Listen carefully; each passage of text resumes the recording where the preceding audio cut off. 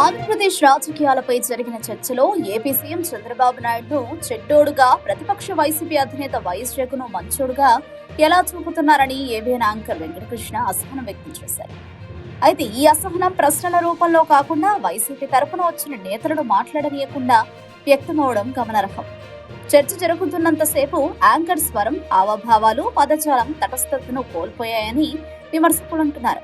ఒకవైపు జర్నలిజం అని చెప్పుకుంటూనే మరోవైపు స్పష్టంగా ఒక రాజకీయ పార్టీకి మద్దతుగా వ్యవహరించడం ఎల్లో మీడియా లక్షణమంటూ సోషల్ మీడియాలో ట్రోల్స్ మొదలయ్యాయి. ఈ డిబేట్ లో ముఖ్యంగా వినిపించిన వాదన ఏంటంటే, మన యజమాని మాట్లాడితే 2 రాష్ట్రాల సామరస్యం కోసం, ఇతరులు అదే మాట మాట్లాడితే ఆస్తులు కాపాడుకోవడం కోసం.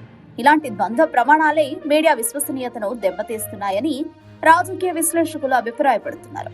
ఒకే అంశాన్ని, ఒకే మాటను ఎవరు చెప్పారన్న ఆధారంగా అర్థం మార్చడం జర్నలిజానికి తగదని వారంటున్నారు. డిబేట్ మొత్తం సమయంలో టీడీపీకి అనుకూలంగా యాంకర్ వ్యవహరించిన తీరు పోతురాజులా ఊగిపోయారు అన్న విమర్శలకు దారితీస్తుంది. చర్చకు పిలిచిన అతిథులను సమానంగా మాట్లాడనీయకుండా వారి వాదనలను మధ్యలోనే అడ్డుకోవడం వల్ల ఇది డిబేట్ కంటే రాజకీయ ప్రసంగంలా మారిందన్న అభిప్రాయం వ్యక్తమవుతుంది.